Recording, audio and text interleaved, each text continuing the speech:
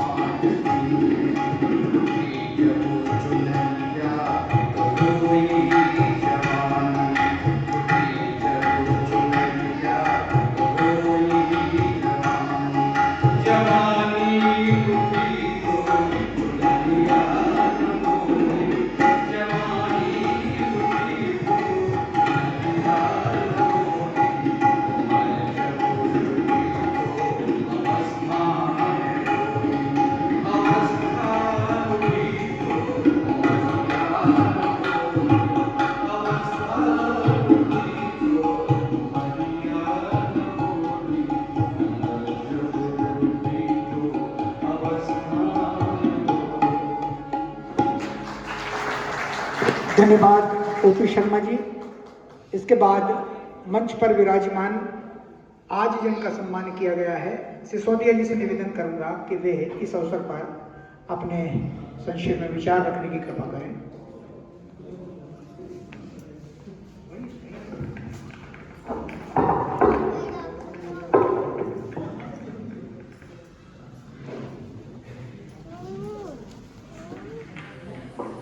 मंच पर विराजमान परम आदरणीय भवानी शंकर शर्मा जी, परम आदरणीय सत्येंद्र फौजदार जी, डॉक्टर धर्मेंद्र सरल जी, समर्थ जी,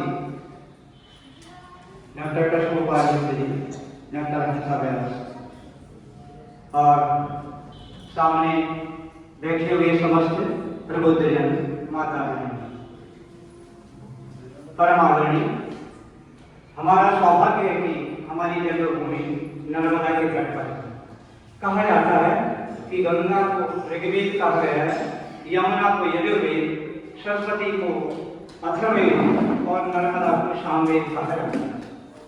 और सामवेद में कलाओं का विस्तृत वर्णन किया गया और नर्मदा ने भी लोक कलाओं को परसाई जी, सिसोदिया जी, राम गोपाल यादव जी हमारे कार्यक्रम की अध्यक्षता कर रहे, आदरणीय राकेश भवदार जी कार्यक्रम का संचालन कर रहे, डॉक्टर व्यास जी, अपूर्वा सरल और अभिषेक सरल जी सहित समक्ष उपस्थित हमारे अग्रज कवि गीतकार डॉक्टर विनोद कुमार विनोद निगम जी, गुरु जी, कटारे जी, सुभाष यादव जी, अन्य सभी कवि बंधु, ये राष्ट्रीयता का पथ बड़ा कंटकाकीर्ण है।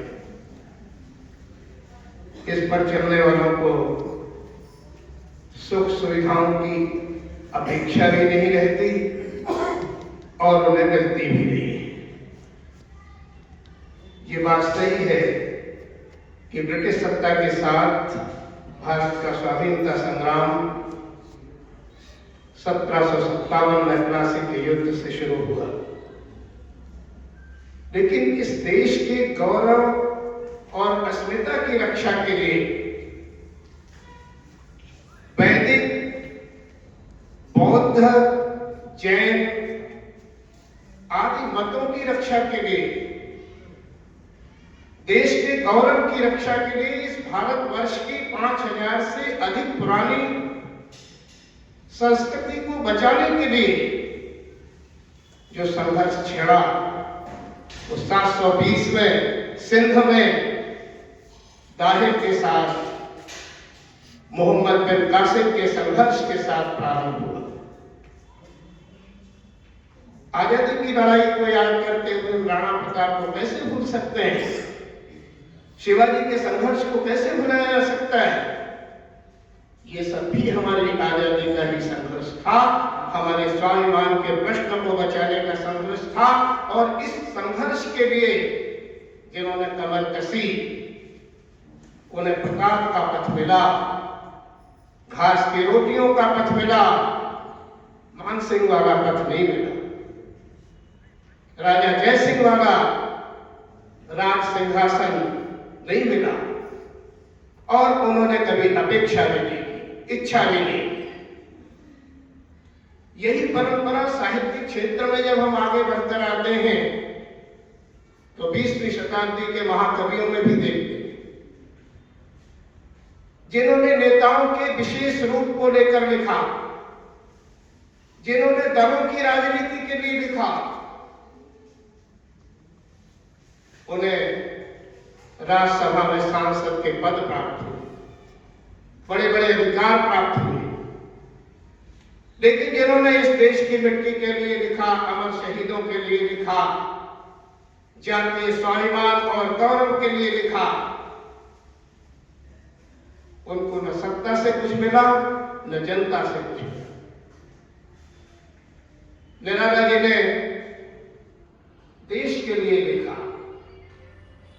छत्रपति शिवाजी का पत्र जैसा महत्वपूर्ण काव्य लिखा और निराला जीवन भर अभावों से जूझते रहे। अपनी सरोज स्मृति कविता में निराला जी लिखते हैं, यह हिंदी का लेहू पहाड़। अपनी विपन्नता को निराला जी ने हिंदी का नेहरू पहाड़ कहा, उसे स्वीकार किया, पथ नहीं बदला। अपने समय के दूसरे कवियों की तरह सोवियत संघ से पुरस्कार नहीं लाए और सरल जी का पथ भी वही कंटकाकीर्ण पथ था। ये पथ है, वह पथ है जिस पर चलने वाला कोई आशा नहीं करता, कोई अपेक्षा नहीं करता। श्रीमद् भगवद गीता में भगवान कहते हैं, निराशी निर्ममो भूत्वा नरो भद्राणि पश्यति। आशाओं से मुक्त होकर, किसी भी प्रकार की अभिलाषा न करके लोक मंगल के लिए जो कार्य करता है वह कल्याण का दर्शन करता है।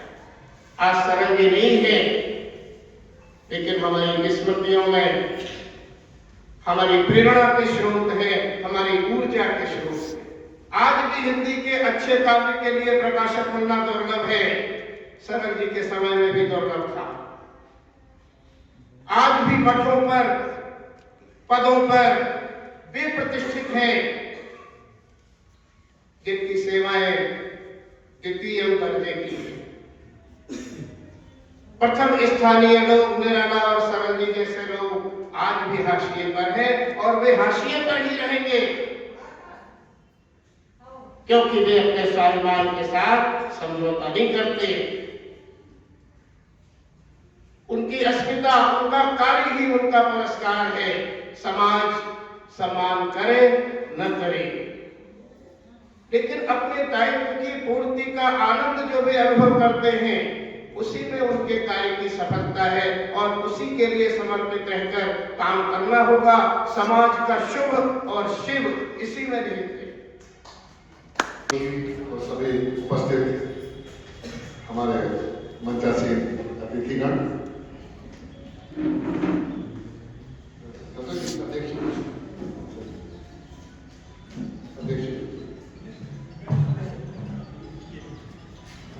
आज एक बड़ा महत्वपूर्ण कार्यक्रम है।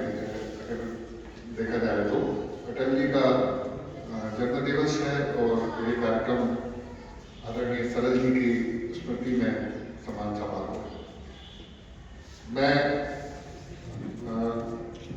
स्कूल लाइफ से, स्कूल जीवन से सरल जी से बहुत ज्यादा प्रभावित रहा और उनको पढ़ता था। मेरा दुर्भाग्य रहा कि मैं कभी उनसे मिल नहीं पाया, क्योंकि अनेक बार कोशिश की कि उनसे मिलूं, लेकिन नहीं मिल पाया। और आज पहली बार भाई साहब से, धर्मेंद्र जी से और आप लोगों से मुलाकात हुई, तो मुझे बहुत अच्छा लगा कि जिन्हें मैं बचपन से अपना आदर्श मानता रहा, आज उनके सम्मान करिएगा। मैं दोनों की मैं समानता बताना चाहूँगा, अटल जी की, और मैं बैठे बैठे ध्यान आ रहा था कि आज हम जिनके लिए यहाँ पर एकत्रित हुए क्यों हुए। सरल जी ने वो सब स्वीकार नहीं किया, कुछ भी स्वीकार नहीं किया जो स्वाभिमान के विरुद्ध हो। वो चाहते तो चांसलर बन सकते थे, वो चाहते तो राज्यसभा में जा सकते थे, वो चाहते तो सारे पुरस्कार को ले सकते थे, लेकिन उन्होंने एक कमरे में रहना स्वीकार करा, किंतु वो सारी चीजों से इनकार कर दिया जो उनके स्वाभिमान के खिलाफ।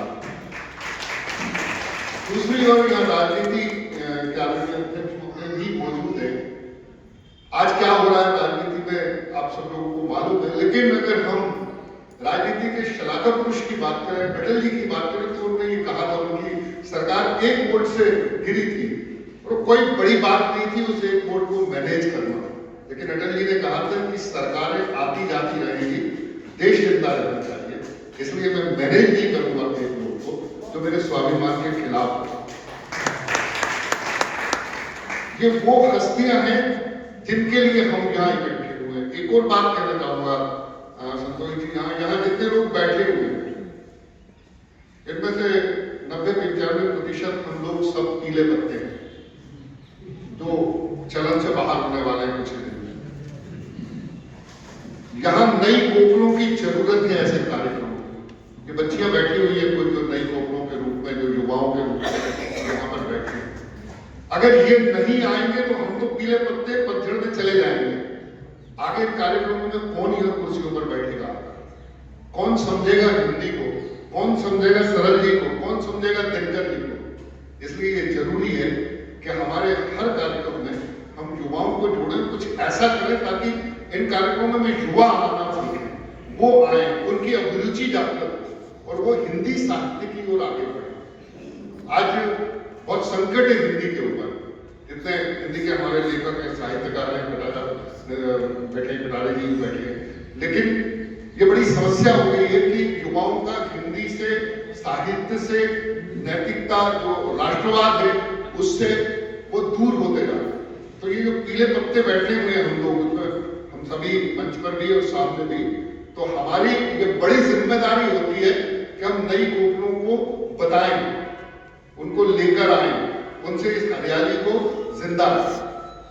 ये कुछ बातें थी जो आज मेरे विचार में आ रही थी बैठे, और जिन जिन का यह सम्मान हुआ उन सब लोगों को बहुत बहुत बधाई, मेरी ओर से शुभकामनाएं।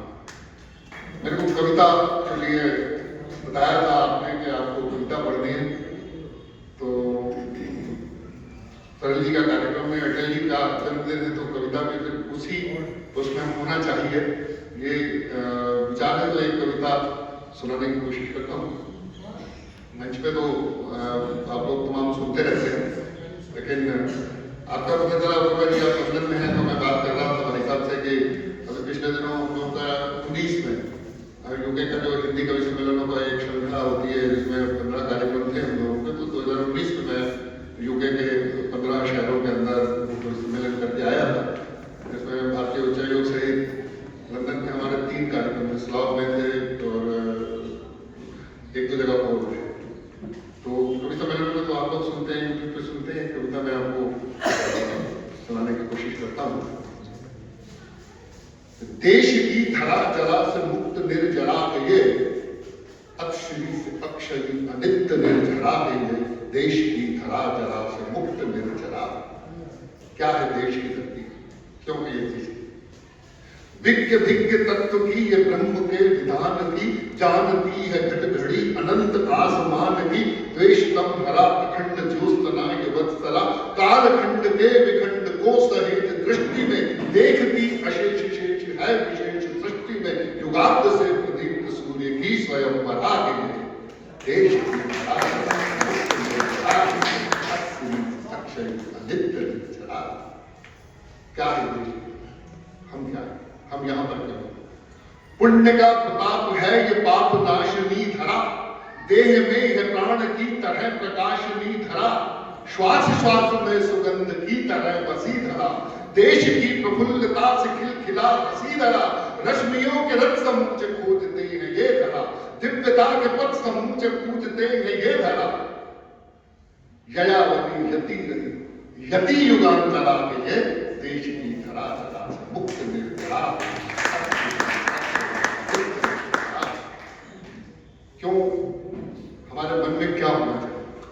कैसे इस धरा की हम आराधना करें कि हर विहान में हो व्यक्त ये धरा सशक्त है। इस धरा से अस्थियां हैं, इस धरा से रक्त है। दग्ध हो दिनेश शीश पर उबाल डाल दे, प्रार्थना स्नेह से ये धरा संभाल। साज का वितान श्रेष्ठ दे गमन की ओर हो, रोम रोम हो ऋणी कृतज्ञ पूर पूर हो। सुहासिनी सुवासिनी सुभाषिनी धरा, देश की धरा धरा से मुक्त निर्जरा।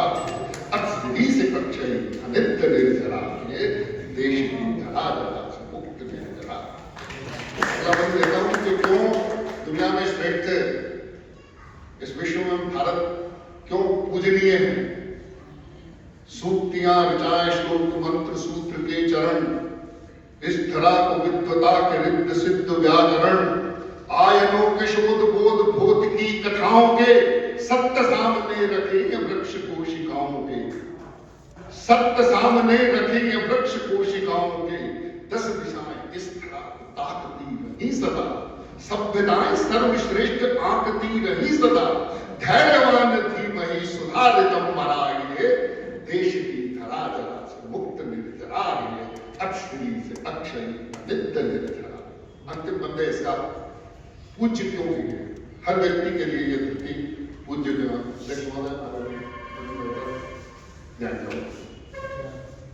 समस्त को कुटुंब मान कर दुलारती रही, सभी सुखी सभी प्रसन्न हो विचारती रही। शक्ति के शिखर इसी के तापसी अरण्य हैं, सस्य श्यामला की आरती उतार धन्य है। मत मतांतरों की मान्यता से मुक्त जाए साध्य है, इसीलिए मनीषियों की ये धरा आराध्य है। इसीलिए मनीषियों की ये धरा आराध्य है।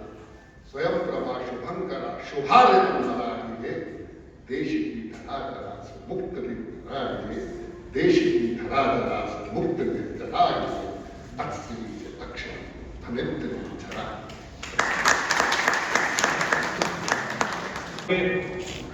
अध्यक्ष महोदय, आदरणीय फौजदार जी, आदरणीय भवानी शंकर जी शर्मा, हम सभी के मार्गदर्शक डॉक्टर संथा व्यास विदुषी, इनका भाषण आज इतना प्रभाव डाल रहा था मेरे ऊपर कि मैं अपने संबोध भूल गया था। इतनी अच्छी व्याख्या उन्होंने केनाई में जाकर की, जो 1757 से 1961 तक की आपने व्याख्या करी, बड़ी सुंदर लगी। आदरणीय परम आदरणीय हमारे कृष्ण कुमार जी मिश्र और समर जी, मेरे अनुज भाई संतोष व्यास जी, और राज साहब तो ये निकल गए, यादवेश जी, और मेरे अपने परिवार के समस्त सदस्य जो कि मेरे सामने विराजमान हैं। मेरा सौभाग्य है कि शाम यादगार के माध्यम से मुझे साल में एक बार आप लोगों से मिलने का सौभाग्य प्राप्त हो जाता है। और इस बार एक बात बहुत अच्छी लगी कि आपको एक चीज बता रहा हूं मैं कि इस समय हमारा पूरा परिवार, मेरा पूरा परिवार यहाँ पर उपस्थित है, वो इस रूप में कि अपूर्वा और अभिषेक तो है ही, और सरल जी की पुत्र वधू और मेरी धर्मपत्नी श्रीमती पुष्पा सरल, उन्होंने ये जो मान पत्र है उन्होंने अपनी ओर से भेजे हैं, तो मान पत्रों के रूप में आज हमारे बीच में वो भी उपस्थित है। क्योंकि इच्छा थी आने की, लेकिन कुछ अमर्याद कारणों से आ नहीं सकी, तो उन्होंने बोला कि ये तुच्छ भेंट में सभी आदरणीय सज्जनों तक पहुंचा। अभी इतने बढ़िया अच्छे वक्तव्य हुए, डॉक्टर मिश्र ने सरल जी की काव्यगत विशेषताओं को बहुत अच्छे से उकेरा, और समर जी के बारे में इतना कहना चाहूंगा, वो बहुत देर से 2-3 बार पीले पत्ते शब्द बोल रहे थे, लेकिन पीले पत्तों में जो जोश होता है उसके सामने हरे पत्ते भी कहीं नहीं लगते। उनकी वाणी, उनका कविता की काव्य प्रस्तुति थी कविता की, बहुत प्रभावशाली थी, उसमें चिंतन भी बड़ा गहरा था। तो आपसे मैं सबसे पहले तो आभार करता हूं कि मुझे अवसर दिया आपने और अपने लोगों के बीच में बोलने का सौभाग्य मुझे मिला। आज अटल जी के बारे में भी कई वक्ताओं ने, कई लोगों ने चर्चा करी, और बड़ा सौभाग्य का दिन है कि ऐसी दो विभूतियां जिनको लेकर आज हम ये कार्यक्रम कर रहे हैं, सरल जी और अटल जी, तो इनके जो पारस्परिक संबंध थे उनके बारे में मैं आपको एक छोटा सा वाक्य सुनाना चाहूंगा। ये देखिए कि जो उम्र में बड़ा होता है उसका बड़प्पन क्या होता है, और जो छोटा होता है वो बड़े को आदर कैसे देता है, ये बात आपको इसमें जानने मिलेगी। सन 1956 तक की बात, आज का जो एकेडमी कॉलेज है उस समय विक्टोरिया कॉलेज के इलाका था, ग्वालियर में, वहां पर वाद विवाद प्रतियोगिताएं होती रहती थी, और वहां बड़ी प्रतिष्ठित वाद विवाद प्रतियोगिता होती थी, और उसमें जिसको भी पुरस्कार मिलता था उसका एक विशेष प्रभाव ग्वालियर में रहता था साहित्य जगत में। तो अलग अलग कार्यक्रमों में मेरे पूज्य पिता सरल जी और माननीय अटल जी जाते रहे, लेकिन उस कार्यक्रम में विक्टोरिया कॉलेज की वाद विवाद प्रतियोगिता में एक वर्ष ऐसा संयोग हुआ कि दोनों एक साथ पहुंचे। अब उन दोनों को प्रांगण में देखकर जितने भी विद्यार्थी थे, प्रोफेसर थे वहां के, वो लोग आश्चर्य करने लगे कि आज तो बड़ा अच्छा दिन है, इन दो बड़े वक्ताओं को हमको एक साथ सुनने का मौका मिलेगा। और जब उन दोनों की भेंट हुई तो बड़ी आत्मीयता से गले मिले, जैसा कि उनकी आदत थी, एक दूसरे से पूरी सम्मान से मिलते थे, प्यार से मिलते थे। अब उसके बाद अटल जी ने सरल जी को देखकर प्रश्न किया कि सरल जी, एक बात मैं जानना चाहता हूं कि आज जो वाद विवाद का विषय है, इस विषय के आप पक्ष में बोलेंगे या विपक्ष में बोलेंगे? पिताजी ने कहा कि स्वाभाविक है, मैं तो विपक्ष में बोलूंगा, आपको विषय से ही लगा होगा। तो अटल जी मुस्कुराने लगे कि हाँ। तो पिताजी ने पूछा, अच्छा अटल जी आप बताइए, ये बता दो कि लगभग 6-7 वर्ष सरल जी बड़े थे अटल जी से उम्र में, और उतना वो सम्मान करते थे उनका, बड़े भाई की तरह मानते थे अटल जी, तो सरल जी भी उतनी बड़प्पन से उनसे पेश आते थे। अब पिताजी ने पूछा कि अटल जी आपका विषय पक्ष में आप बोलेंगे या विपक्ष में बोलेंगे विषय के? तो उन्होंने बोला कि सरल जी मैं भी विपक्षी तैयारी करके आ जाऊं। अब दोनों जो है मुस्कुराने लगे, धर्म संकट में पड़ गए, ये क्या करें। तो अटल जी ने एक बात बोली कि यदि आप भाषण देते हैं विपक्ष में और मैं भी देता हूं, तो ये बात मैं दावे से कहता हूं कि पहला और दूसरा आप लोग मुझ में से ही कोई आएगा। या तो आप पहले आएंगे या मैं पहला, इसके अलावा बाहर परिणाम जाने वाला नहीं है। तो पिताजी भी हंसने लगे, कहने लगे अच्छा अटल जी आप इसमें रास्ता निकालें। उन्होंने भी तो ये नहीं बोला कि मैं नाम वापस ले लूंगा, मैं विपक्ष में लूंगा, आप भी बोलिए, ऐसा नहीं। छोटे थे उनने प्रयास किया, बोले साफ रास्ता निकालिए, अपन उस पर चर्चा करते हैं। ठीक, अटल जी ने कुछ विचार किया थोड़ी देर के लिए, उसके बाद पिताजी के पास आए दोबारा से, बोले सरल जी रास्ता मिल गया है, यदि आपकी स्वीकृति हो तो पिताजी ने कहा ठीक है बताइए क्या प्रस्ताव है आपका।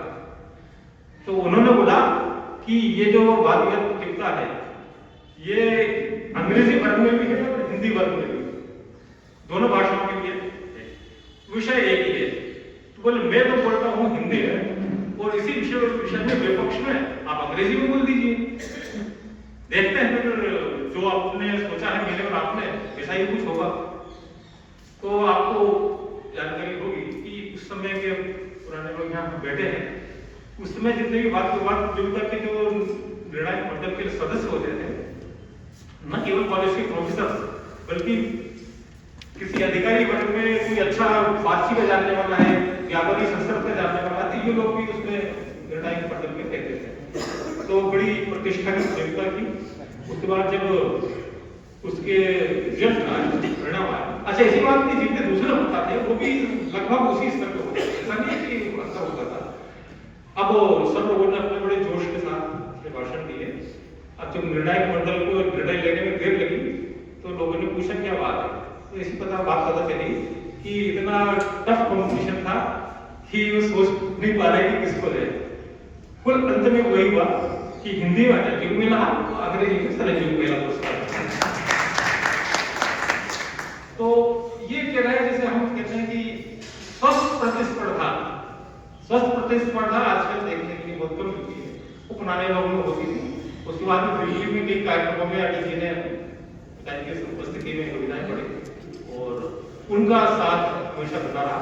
और एक और बात मुझे अच्छी लगी, जब वो प्रधानमंत्री थे उस समय उनके पास एक ग्वालियर के साहित्यकार पहुंचे, उन्होंने बोला कि ये मेरा उपन्यास है देशभक्ति के ऊपर, आप इसको थोड़ा सा मतलब भूमिका स्वरूप कुछ शब्द लिख के देते हैं। वो भी ग्वालियर के थे, तो अटल जी ने बोला सर ठीक है मैं देखता हूँ। तो उन्होंने देखा, उसके बाद विचार करने लगे कि मैं इसमें कुछ लिखूं। फिर उसके बाद उन्होंने बोला कि अच्छा मैं आपको एक सुझाव दूंगा, मैं आपको मुझसे भी अच्छा व्यक्ति इस क्षेत्र में नाम बताता हूँ, आप उनके पास जाइए, उनसे भूमिका लिखवा लीजिए। बोले किसके पास जाऊँ? बोला आप उज्जैन जाइए और श्री कृष्ण जी सरल से इसकी भूमिका। अब देखिए इतनी उदारता आजकल कहाँ होती है, और हम लोगों के लिए सब प्रेरणा की बातें हैं, प्रेरणा ग्रहण करें और उसी प्रकार अपने आप को ढालें। और आज सभी का मैं आभार व्यक्त करता हूँ, मुझे आपने अवसर दिया, इस बहाने कुछ बातें आपसे पुरानी हो चुकी होगी, अच्छा लगा। एक चीज से कभी बिल्कुल दिल नहीं खाता, मैं बैठा बैठा सोच रहा था कि अब पुलिस की नौकरी में क्या करना है। साहित्य और दंगा पुलिस का ये बड़ा अजीब सा कॉम्बिनेशन है।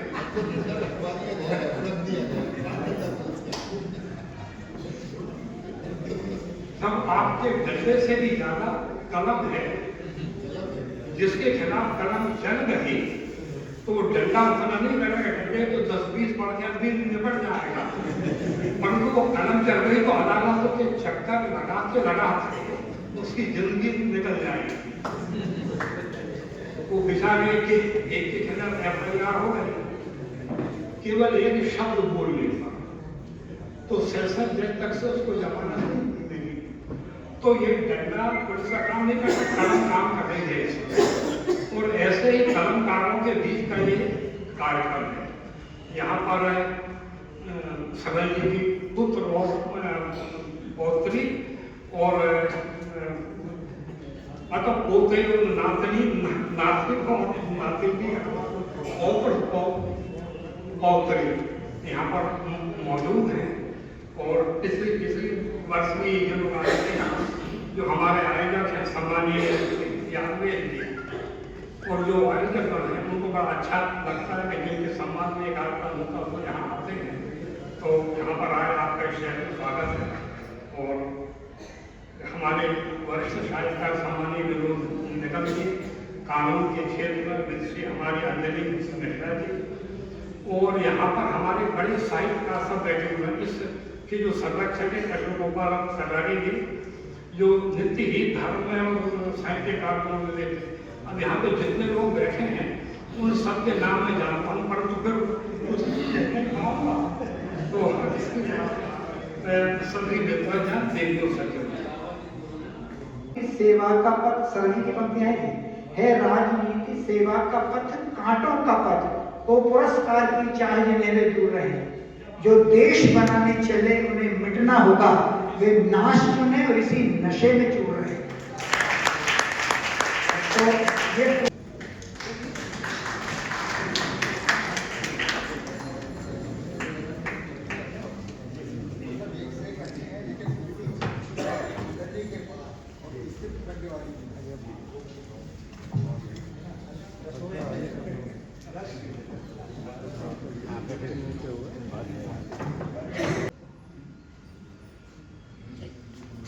यादव, इनको भी हम टीका लगा के जिम्मेदारी सौंप रहे हैं कि आगामी वर्ष मार्गदर्शक मंडल में हम रहेंगे और आयोजन ये लोग करेंगे।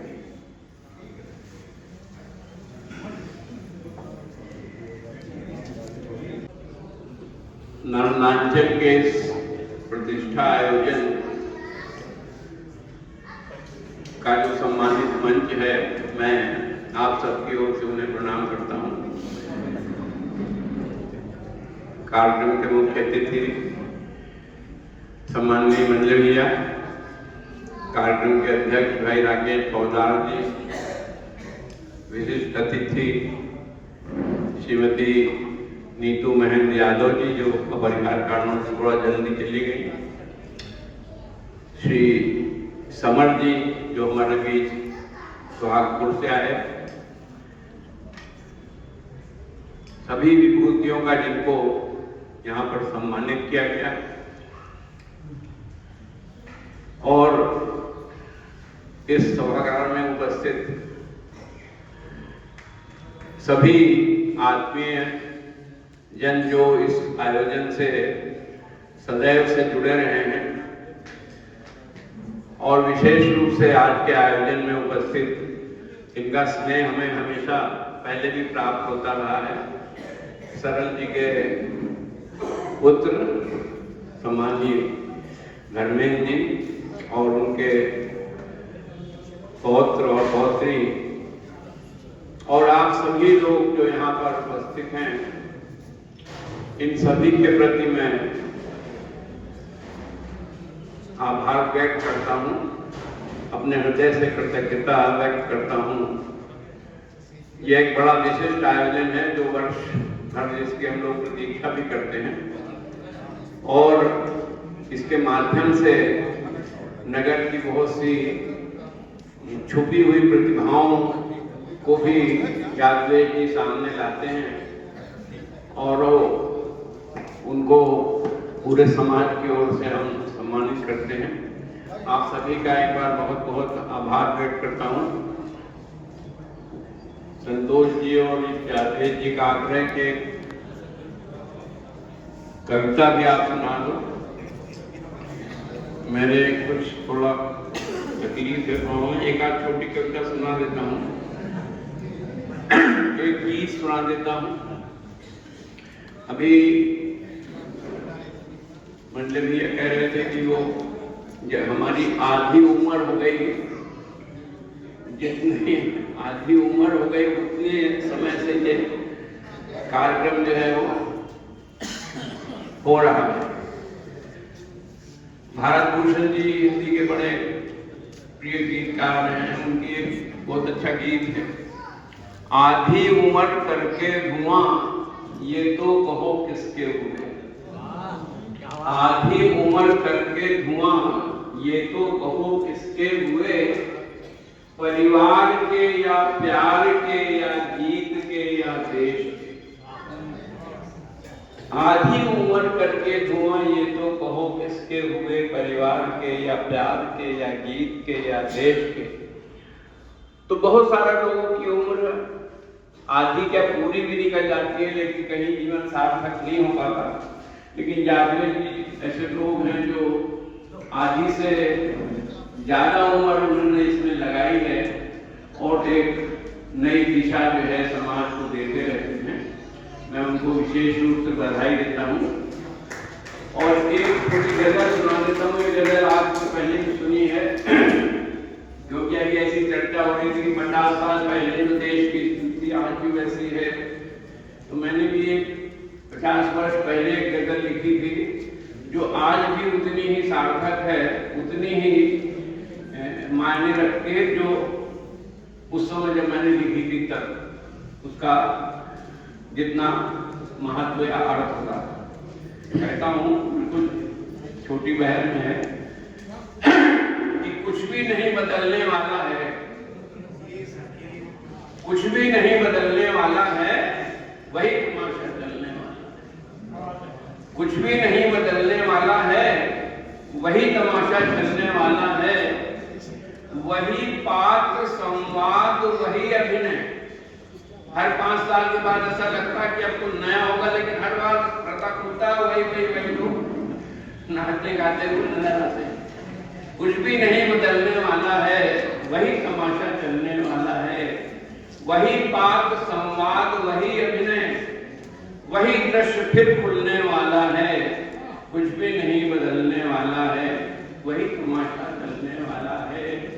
देश धंसेगा सबके यत्नों से, देश धंसेगा सबके यत्नों से, कीचड़ सिर्फ उछलने वाला है। कुछ भी नहीं बदलने वाला है, वही तमाशा चलने वाला है।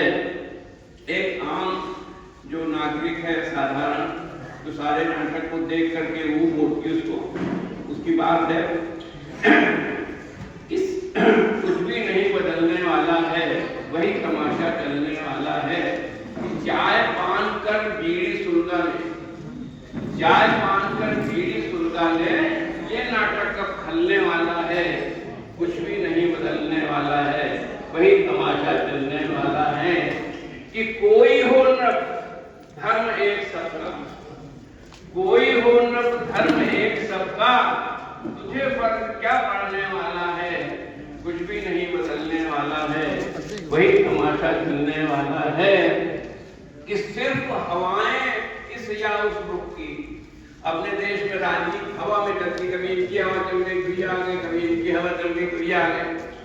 कि सिर्फ हवाएं इस या उस रुख की, पर्वत कहाँ पिघलने वाला है। दुष्यंत जी ने कहा कि हो गई है तीर, पर्वत सी पिघलनी चाहिए, इस हिमालय से कोई गंगा निकलनी चाहिए।